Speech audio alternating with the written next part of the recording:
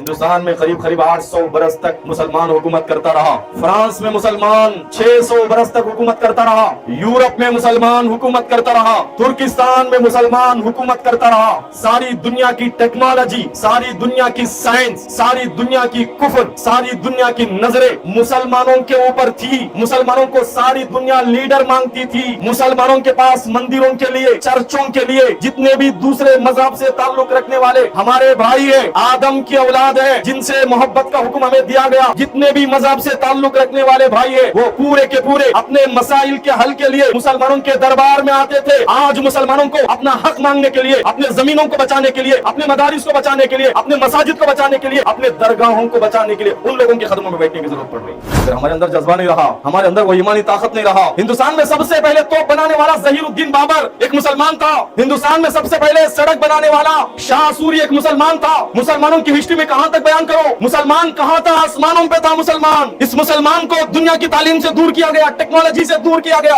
مسلمان کو سائنس سے دور کیا گیا۔ آج مسلمان کتنے لوگ ہیں جو اپنے بچوں کو IAS بنانا چاہتے ہیں، IPS بنانا چاہتے ہیں۔ ایک شیر جو ہے مرا ہوا نیچے گرا ہوا تھا، ایک معصوم سا 13-14 سال کا بچہ کھڑا تھا جس کے ہاتھوں میں خون ہے، جس کے چہرے پہ خون ہے۔ تو تمام مسلمانوں نے کہا کہ شیر کے اور اس بچے کے بیچ میں جھگڑا ہوا ہے، تو اس بچے نے شیر کو مار دیا۔ 13-14 سال کا بچہ، ارے یہ معمولی بچہ نہیں ہوگا، جاؤ کون ہے بچہ معلوم کرو۔ معلوم کیا گیا کہ فخر النساء کا بیٹا ہے۔ فخر النساء کے گھر گئے سارے مسجد کے لوگ فجر کی نماز کے بعد، کہا کہ فخر النساء آپ سے ایک سوال کرنا ہے۔ بولو کیا سوال ہے؟ تمہارا جو معصوم بچہ ہے 13-14 سال کا، اس نے شیر کو مار دیا، شیر کو، 13-14 سال کا بچہ، بتاؤ تم نے تمہارے بچے کی تربیت کیسے کی؟ فخر النساء کی اماں نے کہا ہزاروں کے تعداد میں برٹش کے فوجی اس بات کے کہنے پہ مجبور ہو گئے، ہم اگر ہزاروں کے تعداد میں بھی جائیں گے، لاکھوں کے تعداد میں بھی جائیں گے، ایک ٹیپو سلطان جب تک ہندوستان میں نہیں مرے گا، جب تک ہم اس کو قتل نہیں کریں گے، ہم لاکھوں کے تعداد میں بھی برٹش ہندوستان میں آئیں گے، ایک ٹیپو سلطان کے زندہ رہتے ہوئے ہم ہندوستان کو قبضہ نہیں کر سکتے۔ یہ مسلمانوں کی ایمان کی طاقت۔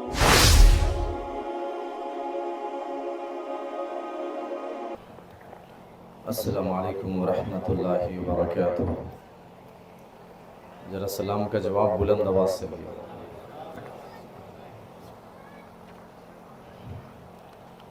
بسم اللہ الرحمن الرحیم، الحمد للہ رب العالمین، والصلاة والسلام علی رسولہ الکریم، اما بعد فاعوذ باللہ من الشیطان الرجیم، بسم اللہ الرحمن الرحیم، ولا تہنوا ولا تحزنوا وانتم الاعلون ان کنتم مؤمنین۔ وقال اللہ تبارک وتعالی فی مقام آخر، ومن يتق اللہ یجعل له مخرجا وَيَرْزُقْهُ مِنْ حَيْثُ لَا يَحْتَسِبُ۔ صدق اللہ العلی العظیم۔ رب اشرح لي صدری ويسر لي امری واحلل عقدۃ من لسانی یفقهوا قولی۔ سبحانک لا علم لنا الا ما علمتنا انک انت العزیز الحکیم۔ تمام حضرات ایک مرتبہ درود شریف پڑھ لیجئے پیارے نبی صلی اللہ علیہ وسلم کی محبت سے۔ اللہم صلی علی محمد وعلی آل محمد وبارک وسلم۔ آج کا یہ پروگرام اسٹیج پہ تشریف فرما علماء کرام، سیاسی قائدین، نوجوان قائد، تمام کے کوششوں سے مسلمانوں کے مسائل اور ان کا حل کیا ہے، اس کے سلسلے میں غور و فکر کر مسلمانوں کو یہاں جمع کرنے کی جتنے بھی لوگ کوشش کیے ہیں، اللہ ان ساروں کے کوششوں کو قبول فرمائے۔ مسلمانوں کے جتنے بھی مسائل ہیں،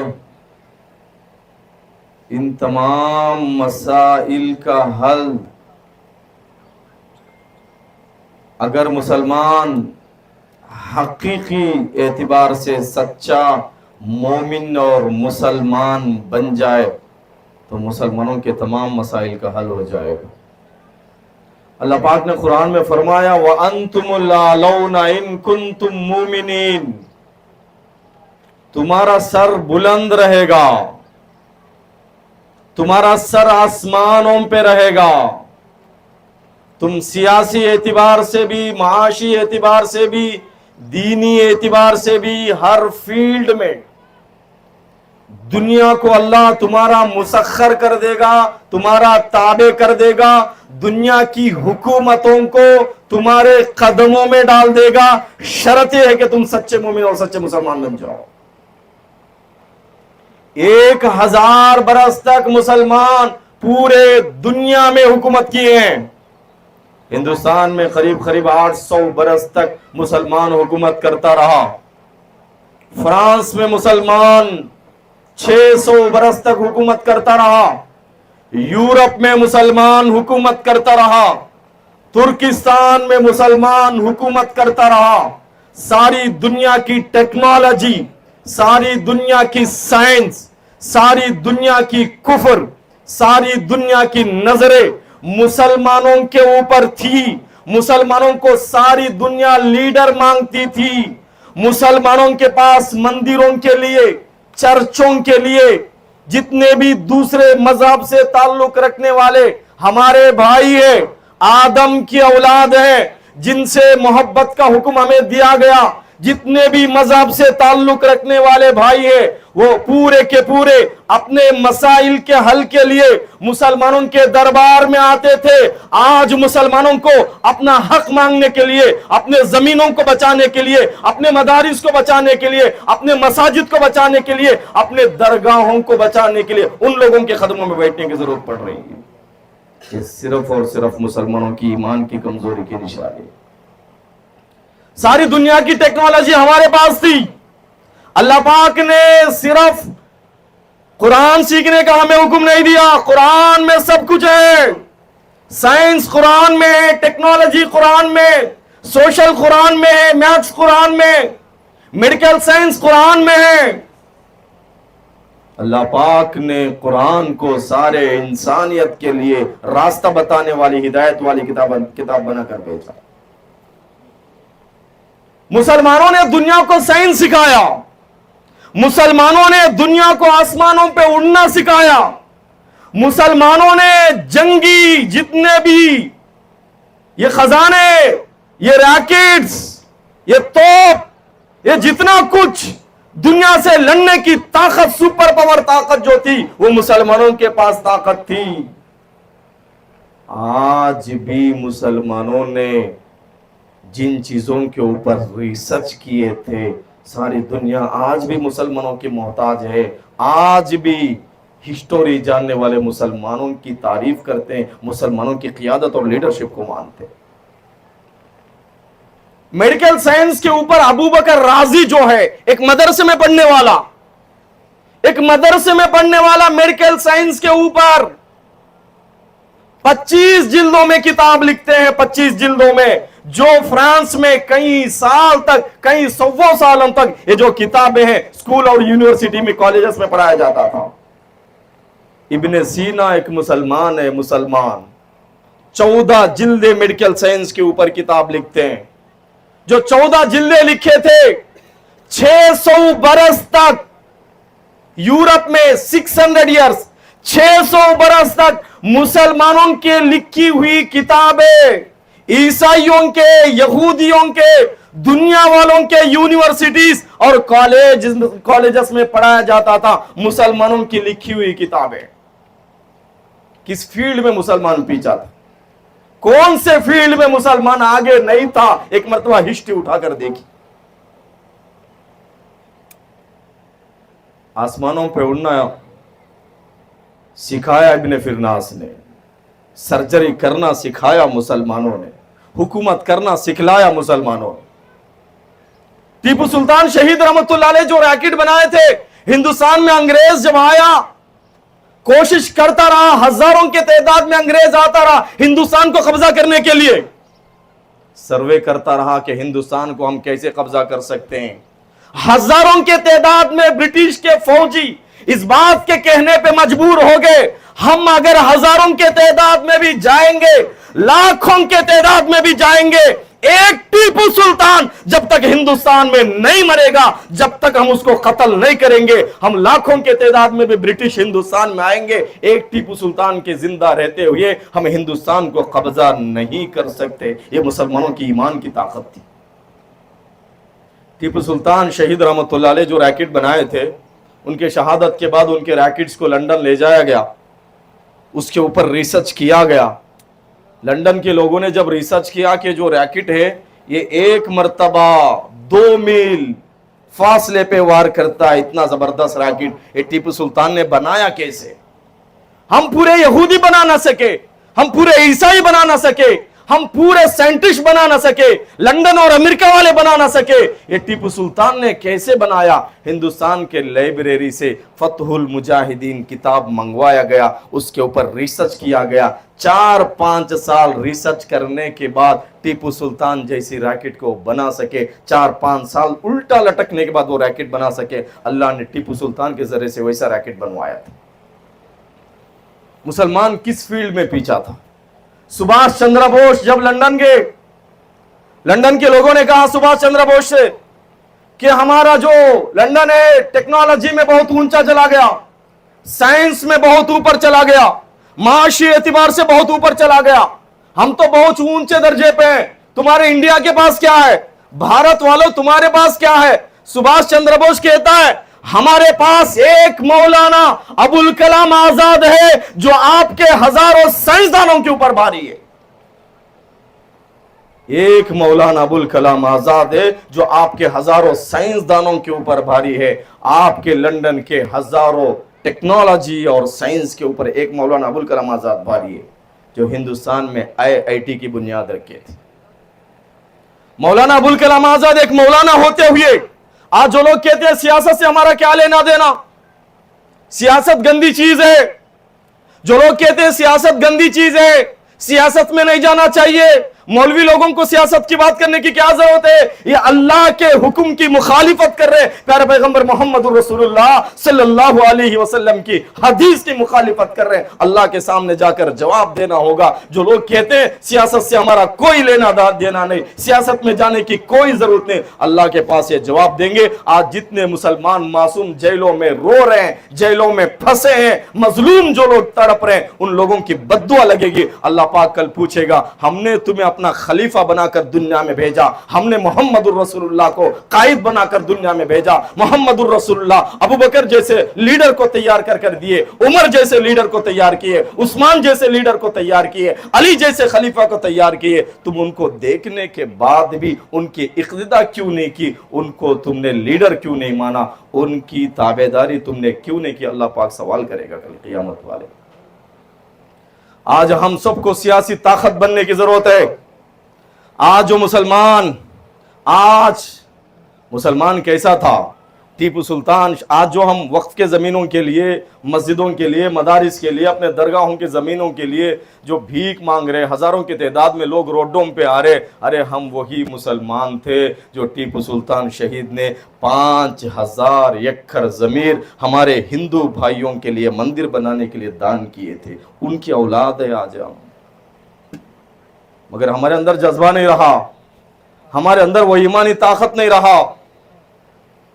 ہندوستان میں سب سے پہلے توپ بنانے والا ظہیر الدین بابر ایک مسلمان تھا۔ ہندوستان میں سب سے پہلے سڑک بنانے والا شاہ سوری ایک مسلمان تھا۔ مسلمانوں کی ہسٹری میں کہاں تک بیان کرو، مسلمان کہاں تھا؟ آسمانوں پہ تھا مسلمان۔ اس مسلمان کو دنیا کی تعلیم سے دور کیا گیا، ٹیکنالوجی سے دور کیا گیا، مسلمان کو سائنس سے دور کیا گیا۔ آج مسلمان کتنے لوگ ہیں جو اپنے بچوں کو IAS بنانا چاہتے ہیں، IPS بنانا چاہتے ہیں؟ میرے بھائیوں بدلاؤ لاؤ اس پروگرام سے، آپ اپنے اندر بدلاؤ لاؤ، ایک سیاسی قوت پیدا کرو یہاں پہ۔ اب جتنے بھی لوگ پروگرامز کر رہے نا وقف کے زمینوں کے لیے، لاکھوں کے مجمع کو میدانوں میں جمع کر رہے، اللہ کی قسم وقف کا مسئلہ صرف آسانی سے حل ہونے کے لیے جتنے بھی مسلمانوں کے جماعتیں، جتنے بھی مسلمانوں کے تنظیمیں ہیں، سارے تنظیموں کے بڑے، سارے جماعتوں کے بڑے एक मर्तबा अगर मिलकर दिल्ली में बैठेंगे, सारे लोग मुसलमानों को इत्तिहाद का पैगाम देंगे, सियासी प्लेटफॉर्म तैयार करेंगे, खुदा की कसम मुसलमानों के जितने भी मसाइल है इन मसाइल का हल हो जाएगा। मुसलमानों के जितने भी मसाइल पार्लियामेंट में बनाए जाते हैं, इन मसाइल का हल रोडों के ऊपर, मैदानों के ऊपर इन मसाइल का हल नहीं होगा। जब तक मुसलमान पार्लियामेंट में नहीं पहुंचेगा, जब तक मुसलमानों के मसाइल का हल नहीं होगा। हम उम्मीद करते हैं इंशाअल्लाह अगले इलेक्शन में इस नंदियाल से आप पार्लियामेंट मेंबर बनाएंगे, मुसलमानों के लिए एक नौजवान कायद और लीडर को तैयार करेंगे, मुसलमानों की लीडरशिप के लिए नंदियाल से इंशाअल्लाह पार्लियामेंट में आपकी मेरी मजलूमों की आवाज उठाने वालों को इंशाअल्लाह तैयार करेंगे इंशाअल्लाह।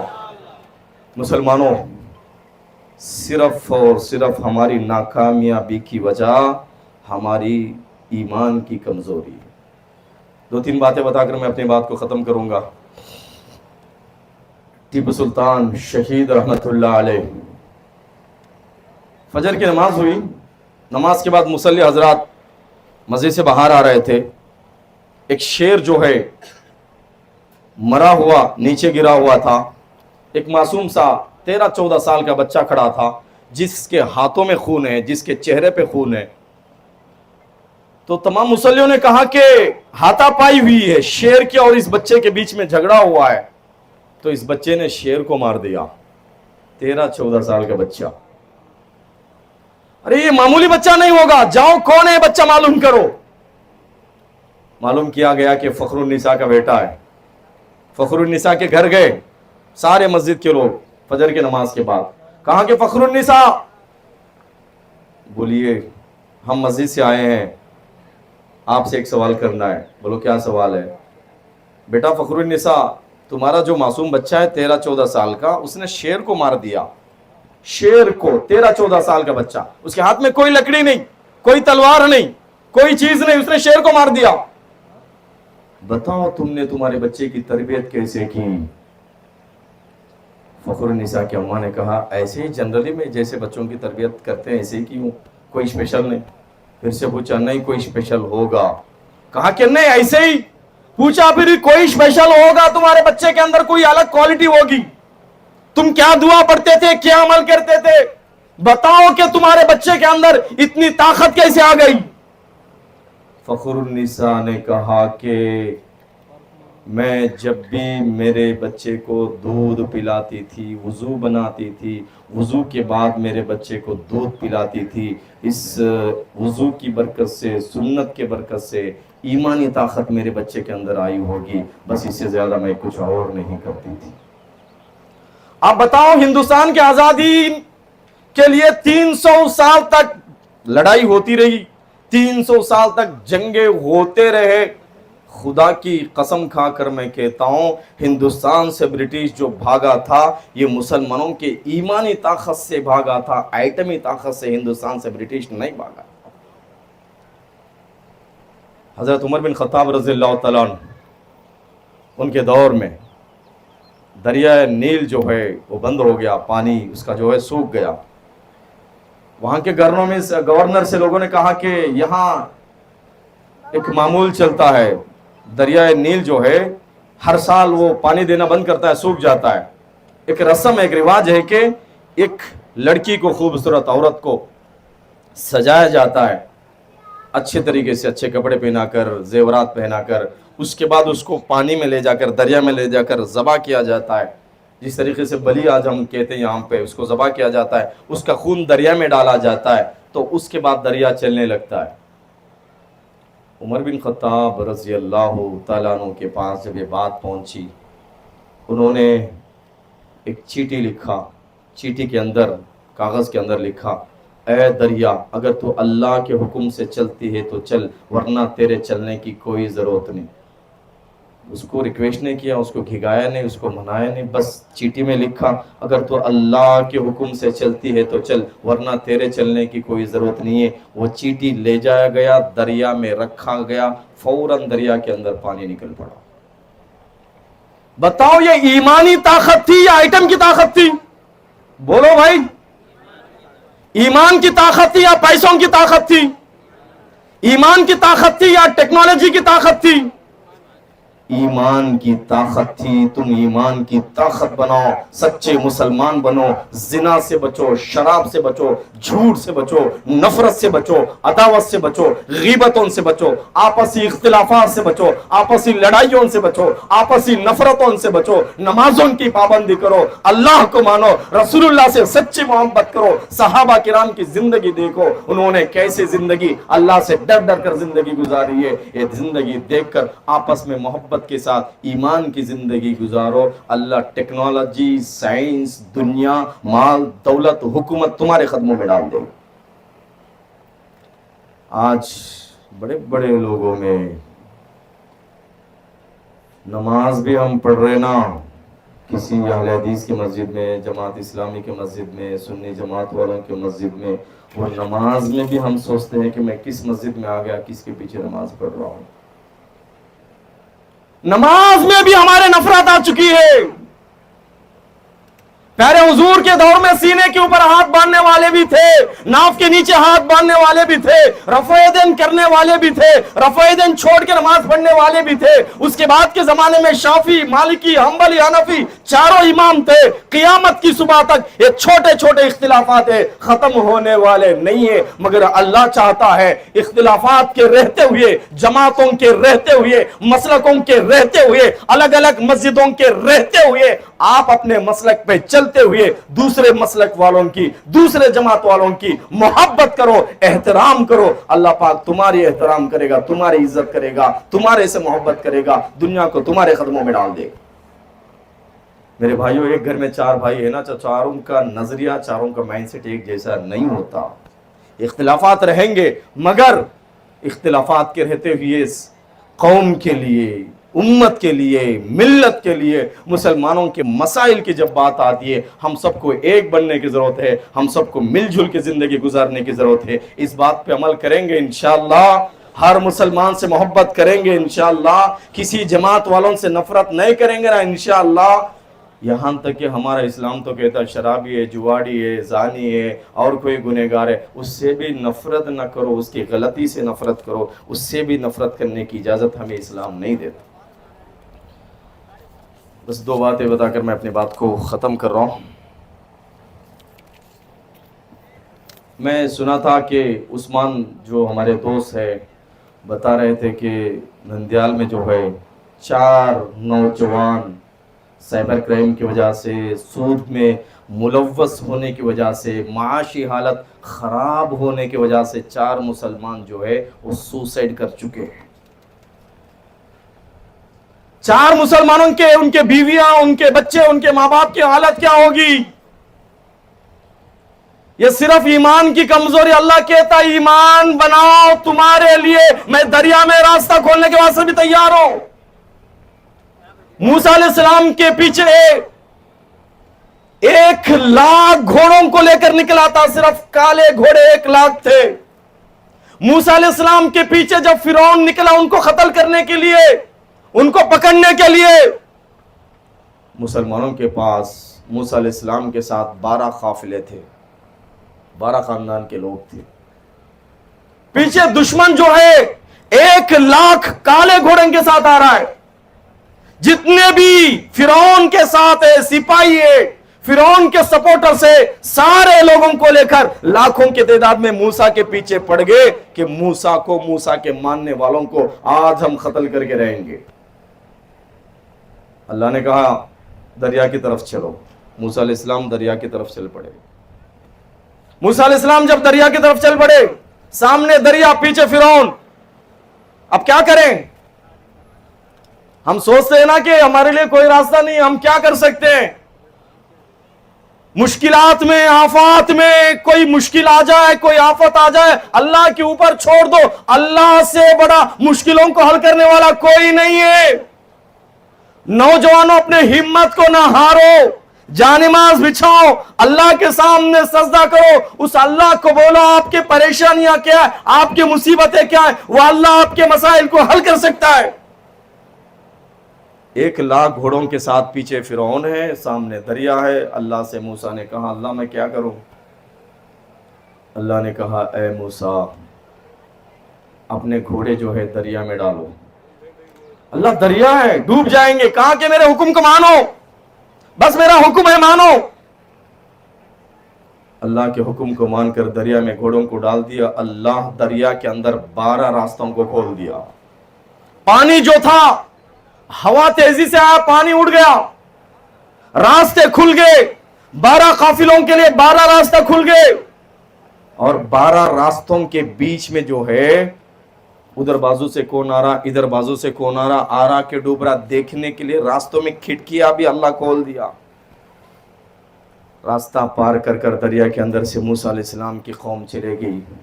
فرعون نے سوچا کہ میں بھی جاؤں دریا میں،